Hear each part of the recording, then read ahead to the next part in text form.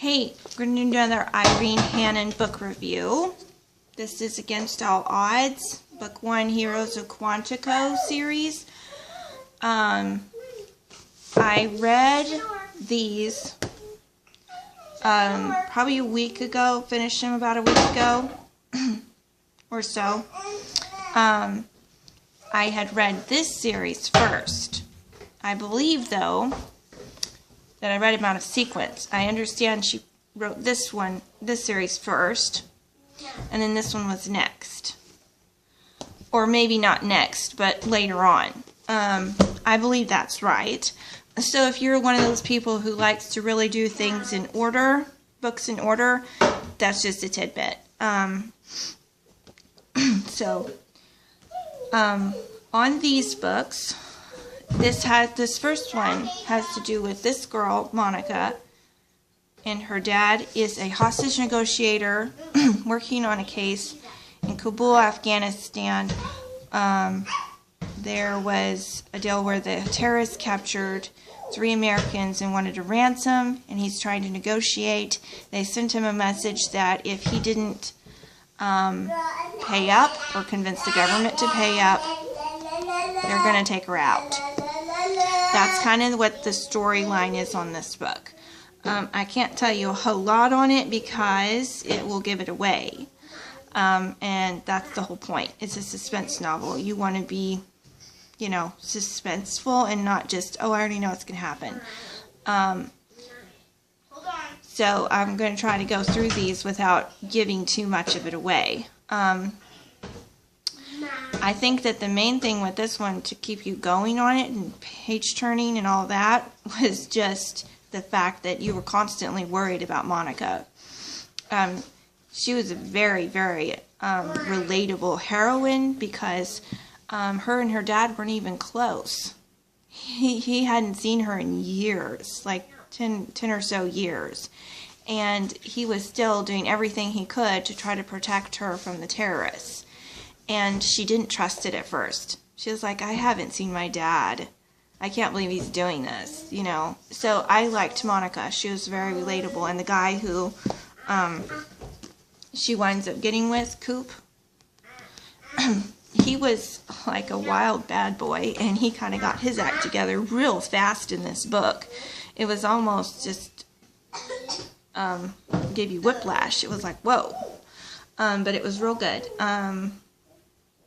And it sets the stage for the other two, really. If you're going to read the other two, and you just don't care for all the hostage stuff and the bombs and all of that terrorist stuff, you probably could skip it. But it does kind of set the stage for the other two. And the second one was real good. An Eye for an Eye. This is Mark. He's in book 1. He's Coop's partner in the whole hostage rescue team Quantico office, and he's had a deal where he got shot on a case. It was a big accident that went down. He feels real guilty about how it went. You'll get there when you read it.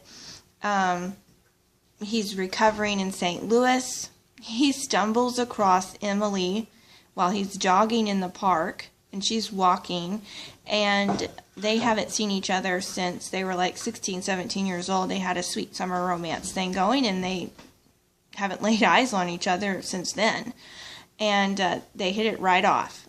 And then all of a sudden, out of the blue, someone starts shooting at him. So to keep you into this book, the question is, who was shooting, and who were they shooting at? Because they hit Emily. But Emily's a psychologist. She can't hardly feature why anyone would be shooting at her. So will they catch him or not before they get either her or Mark? That's the question. It was a little bit more steamy in that one, just to kind of warn you. But not terribly bad. I tend to want to always keep these books either, put away in my room or whatever. Not just have them out for my 8-year-old to read or whatever. So, just a tidbit. Book 3, In Harm's Way. This is Nick. He used to work with Mark. Now he's an FBI agent. And one day, this girl, Rachel, comes to the office with a doll and says that when she holds the doll, she feels utter and complete panic and terror. And when she puts the doll down, she feels fine. She can't explain it. She just knows that something is, telling her. She senses that she needs to do something with this doll and hopefully be able to help somebody because she feels like it means something. So he has her show him what she means, and she does. And he believes her, but he can't explain it either. So the question is, what is the deal with the doll, Rachel, and Nick? How will they all solve it? It's real good. It was my favorite. It was, out of all the three, probably the most page turning, because at the very beginning, or was it close to the beginning? No, it was the very beginning. A little baby got kidnapped. And you moms out there, if you're reading this and you're a mom, your heart literally stops beating when that baby goes missing.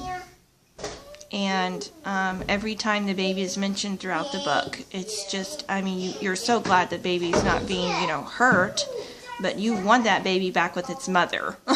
So, it's a big page-turning book.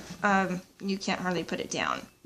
I love the way D. Henderson says stuff like, I finally found someone who can write romantic suspense better than me. Because I believe it's true. D. Henderson is good, but Irene Hannon's better, in my opinion. I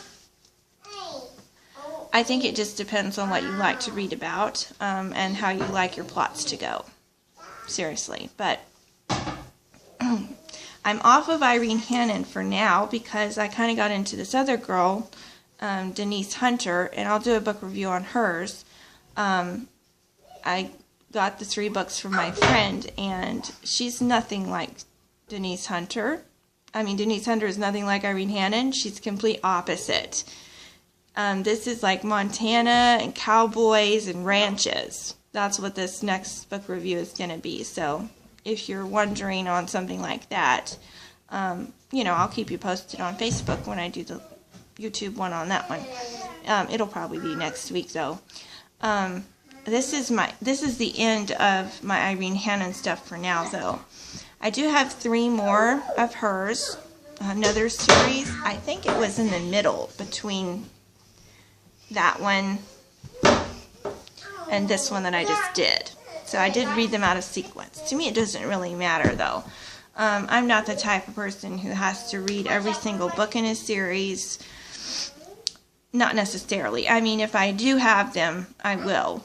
But I was waiting for the others to go on sale and to just find them randomly. So I did finally find them all.